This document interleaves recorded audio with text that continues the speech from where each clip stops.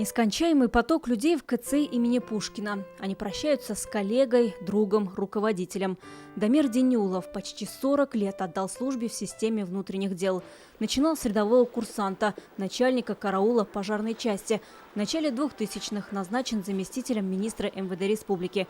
16 лет на нем держался тыл ведомства, отмечает Азгат Сафаров. Во многом то, что МВД сохранила тогда работоспособность, то, что нам удалось сохранить боеспособность министерства, это работа, наверное, это и финансовая, материальная, техническая, это медицинская обслуживание, это создание условий для работы сотрудников органов внутренних дел. То, что Министерство внутренних дел было и остается лучшим МВД Российской Федерации, это, безусловно, в том числе его заслуга.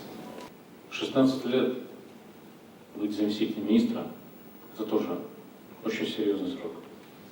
Не каждому это дано, не каждый это просто сможет, не у каждого хватит терпения, силы воли. Он для многих стал настоящим нравственным ориентиром, примером силы духа, стойкости и верности. Авторитет в МЧС у него был громадный.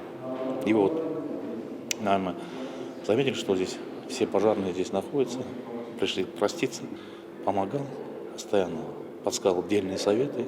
Здесь опыт человек, который всю жизнь прослужил в пожарной охране. В 2018-м он стал председателем татарстанского ДОСААФ. Много работал с молодежью, передавая им свои знания и опыт. Дети для нас главные в нашей работе. И он это дело возглавил. Он приходил в форме. Наверное, дети гордились. Они гордились своим командиром. Трудовые заслуги Дамира Денюлова отмечены государственными наградами. Это и медали ордена за заслуги перед Отечеством первой и второй степеней, за заслуги перед Республикой Татарстан, за доблестный труд. Проявил себя и в Чеченской республике, постоянно был с личным составом, постоянно был с народом. И вот до работы ДОСААФ он в Сирию ездил по поручению нашего президента. Тихий, скромный, делал свою работу исключительно уважительно. Высокое чувство ответственности, преданность своему делу и внимательное отношение к людям. Вот за что любили и уважали коллеги и друзья Дамира Денюлова. Он ушел из жизни на 59-м году жизни. Его похоронили на Арском кладбище. Вероника Гайнудинова, Вадим Милларионов, ТНВ, Казань.